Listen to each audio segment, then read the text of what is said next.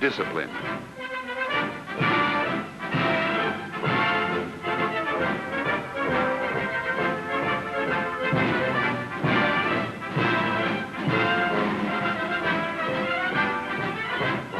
Harry!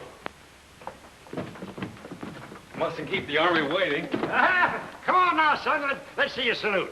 You've seen me do that 100 times. Well, come on now. Come on. Do it again. Do it. Now, Dad, it's time for me to take Harry to the train. I miss you dreadfully, Harry. Now, Mother, I'll be home every once in a while. You're right. Every week. Now, listen, son. When you write to your father and mother, be sure you tell them all about yourself. But when you write to me, tell me all about the Army. You know, things must have changed a lot since they... Sure I will. Now, come on. Let's see you salute. Oh, Dad, drop it. What's the use of teaching him that? They'll only have to teach him all over again. You just said the Army was different from what it was in your day. Yeah, but some things don't change. Discipline is still discipline, and courtesy is still courtesy. You didn't get in the Army in 17. I was a captain down in Cuba. And I guess if you owe Harry a handshake at the train, I at least rate a salute. You sure do, Granddad. That's fine. Bye, Ma. Bye, Granddad. Goodbye, All right, sir. come along, son. Goodbye.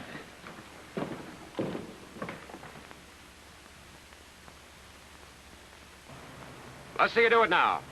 By the numbers. And salute. 2. That's better. All right. At ease. Always look at the... Remember, the salute is a greeting between men at arms. In civil life, you wouldn't raise your hat and look the other way. When you salute an officer, it's as though you were saying, "I'm ready, sir." When an officer has finished talking to you or you to him, and you salute again, it means, "I understand." The salute should never be rendered in a slovenly or half-hearted manner. Saluting while smoking, or with one hand in the pocket, or with the coat or the overcoat unbuttoned, is in itself discourteous. And will you notice this, too, men? When you salute an officer, he returns your salute. The fact that you salute first is a courtesy you show to the office, as well as to the man who holds it. And courtesy is one of the first steps on the road to good discipline. Of respect given by good soldiers to good leaders. Remember that an officer holds his commission from the President of the United States and is therefore the representative of the Commander-in-Chief of the Army and Navy. There are other leaders below the rank of lieutenant who are not commissioned by the President, but are appointed from the ranks by their superior officers. They are called non-commissioned officers. They are not entitled to the salute. You men will have to learn to know the insignia of rank. Take a look at your own sleeve. It bears no chevron. That indicates that you are a private. Private Reed, step forward. Reed is a private first class. The single chevron on his arm identifies his rank. This man is a corporal, junior, non-commissioned grade. Note the 2 chevrons on his arm. Since you already know enough to call me Sergeant, I don't have to go into any long explanation. But you better remember that I have 3 chevrons on my arm, because there are a lot more sergeants in the Army. There are 3 higher non-commissioned grades. You address them as sergeant. The first is a staff sergeant. The staff sergeant wears 1 arc under his sergeant's chevrons. The next higher grade is the technical sergeant. The technical sergeant wears 2 arcs under his sergeant's chevrons. While the first sergeant is of the same grade as the technical sergeant, you'll have more to do with your first sergeant, because he is the executive of your troop, company, or battery. The first sergeant wears the same insignia as that of the technical sergeant, except that there is a lozenge in the center of the chevrons.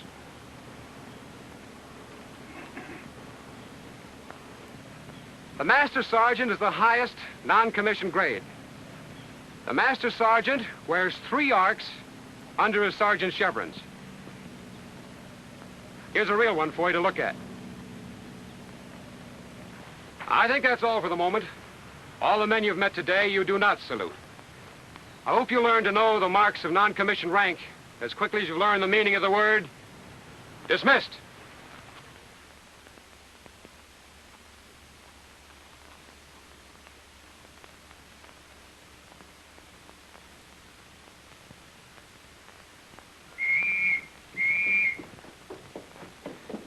Never mind, idiot. Probably ain't from Harry anyway. Here she is, folks. Direct from Uncle Sam.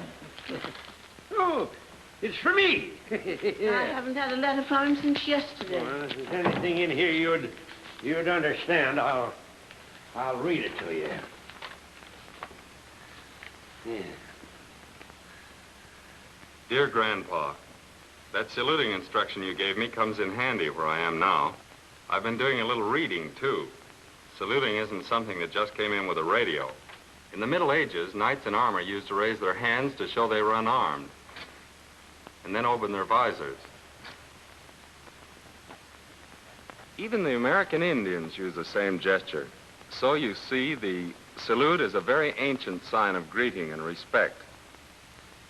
In our army, I can't help feeling when I salute an officer or the flag that I am paying respect to the things America means to me.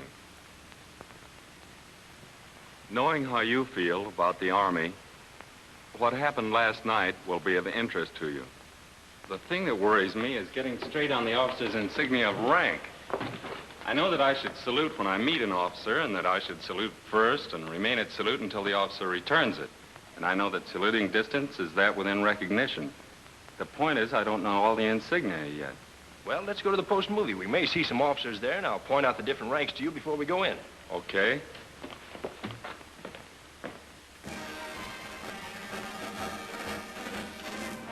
Officers wear their insignia of rank on the shoulder straps of the coat, overcoat, or olive drab shirt when worn without the coat. See those two officers going in? The one on the left is a second lieutenant. He has a single gold-colored bar. The one on the right is a first lieutenant. He has the same kind of bar, except that it's silver-colored.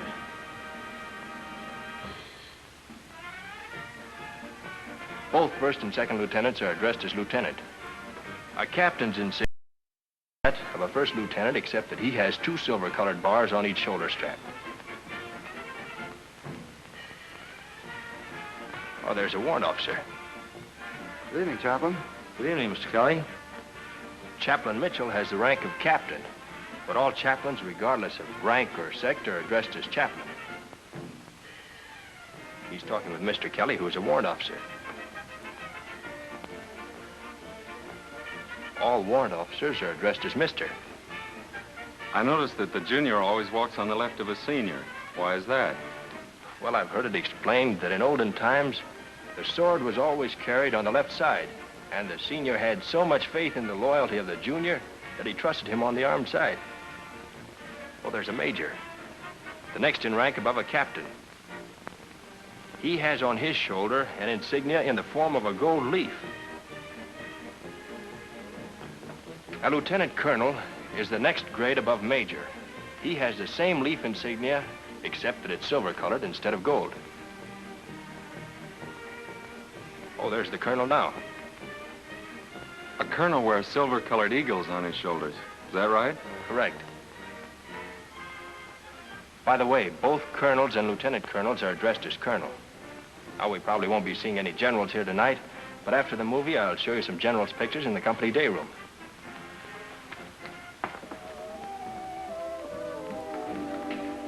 Here are the generals' pictures I said I'd show you.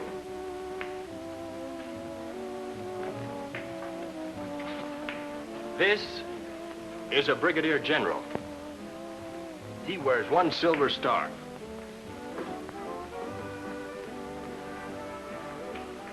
Next is a major general, and he wears two silver stars. 3 silver stars means a lieutenant general who is above a major general. Incidentally, all general officers are addressed as general. Is that as high as they go? No, the highest rank is that of general. General Marshall, the chief of staff, wears 4 stars, as does the general of the armies. Here's a fine picture of General Pershing, who commanded our armies in the First World War. I'm still learning about military courtesy. And, among other things, I've discovered there's a lot more to saluting than just lifting your hand smartly to your cap. Outdoors and within the limits of a post, camp, or station, salutes are exchanged between officers and enlisted men upon their meeting. That means officers of the Army, Navy, Marine Corps, and Coast Guard. It's also customary to salute officers of friendly foreign countries. You salute as soon as an officer is close enough for you to recognize him as an officer. Usually, this is when he is within 30 paces. The salute should be rendered before the officer is closer than 6 paces, so that he has time to recognize and return the salute. Within a military post, camp, or station, a soldier salutes an officer when he recognizes him, even when both are in civilian clothes.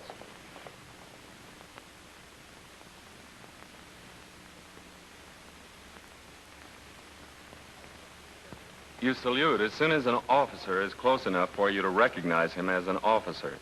Usually, this is when he is within 30 paces. The salute should be rendered before the officer is closer than 6 paces, so that he has time to recognize and return the salute.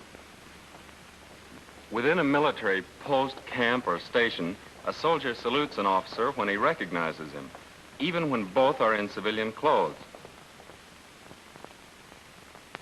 We never salute while running or at double time, but must first change to the walk or quick time before saluting. When we're outside Post Exchange Building, where we've been getting the baseball scores or buying something, and an officer comes up, the first one of us who sees the officer commands attention. Then we all come to attention and salute the officer, who returns the salute. Mostly the officer says, "As you were," and then we return to whatever we were doing.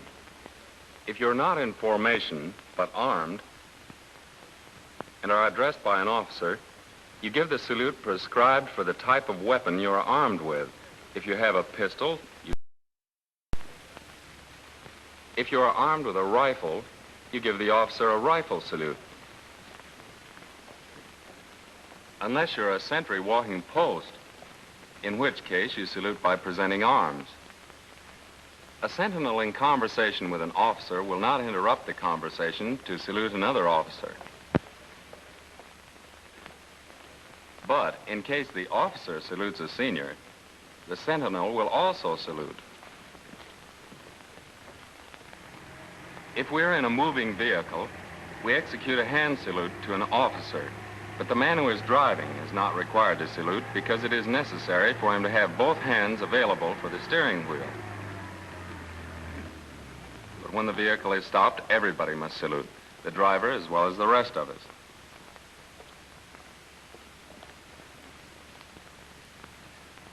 When it is obviously inconvenient, we do not salute. While we're working or undergoing instruction, we do not stop when an officer comes up. But if we are directly addressed, we must come to attention to reply to the officer. The same applies when we are resting between drill periods. If the officer speaks to us, we come to attention but do not salute if we are part of a formation. When we or officers are engaged in sports, we do not exchange salutes. The individual in charge salutes for all enlisted men in a formation. When a unit is in formation, standing at ease, and commanded by a non-commissioned officer, and is approached by a commissioned officer, the unit is brought to attention, and the non-commissioned officer in charge salutes in behalf of the entire unit. If it happens that a commissioned officer passes in the rear of a unit standing at ease and commanded by a non-commissioned officer, no salute is given. However, it is the custom of the service to call the unit to attention. When an organization, marching at ease or at route step, passes a commissioned officer, they are brought to attention. Then the non-commissioned officer in charge salutes for the entire unit.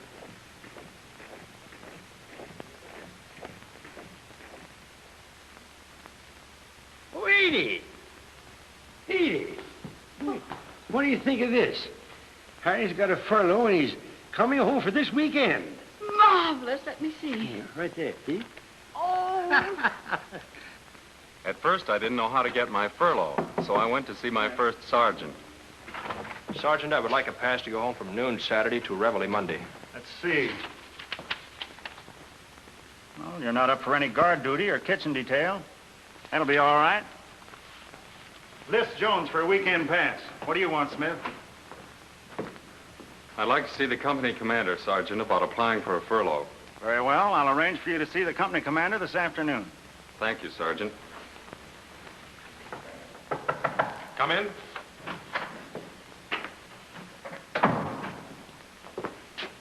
Sir, Private Smith has the permission of the first sergeant to speak to the company commander. All right, Smith. What do you want? I'd like to get a week's furlough, sir. A week, eh? Well, when do you want to... I'd like to leave this Saturday, sir. Well, I see no reason why you can't. I'll recommend your furlough to the regimental commander, and I feel sure that he will approve it. Thank you, sir.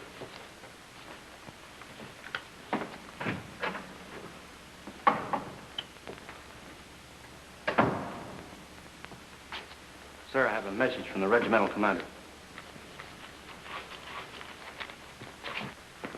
Jones, I think I'm going to get my furlough. The old man said he'd recommend it to the CO. That's swell.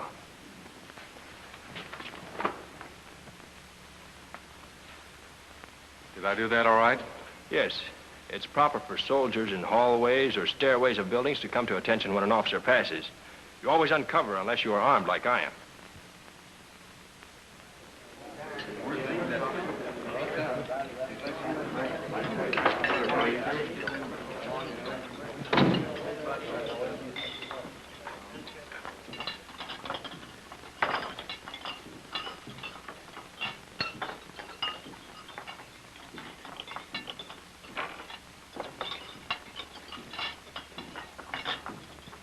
Oh, Smith, your furlough has been approved to begin on Saturday.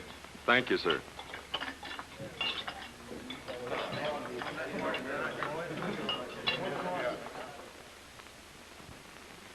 But you haven't told us yet, Harry. Do they treat you well? If they treated me any better, Mother, I'd be suspicious. Whenever I think of the Army, I always think of a group of soldiers marching along with a flag flying. The flag plays an important part. That's something else I had to learn. The national flag is flown from only one flagpole at an Army post. It is raised at reveille. At sunset, it is lowered with a retreat ceremony. When in the field, and there is no flagpole, both the silk national color, or standard of our country, and the silk color, or standard of the regiment with battle streamers on it, are placed outside of the commanding officer's tent or headquarters at reveille. The national flag is on the left as you face the two. A soldier, whether in uniform or civilian clothes, when passing the colors, begins his salute 6 paces from them and terminates at 6 paces beyond. When in a military formation, the commander salutes for all.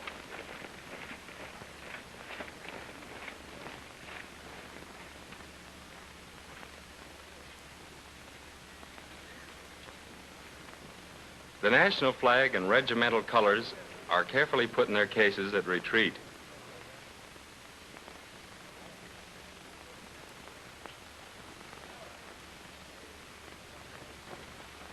Should the national color, or standard, be cased in its waterproof cover at any time because of inclement weather, it is not saluted. You know, your flag's all right, but how about the national anthem? You can't stick me on that either, Grandpa.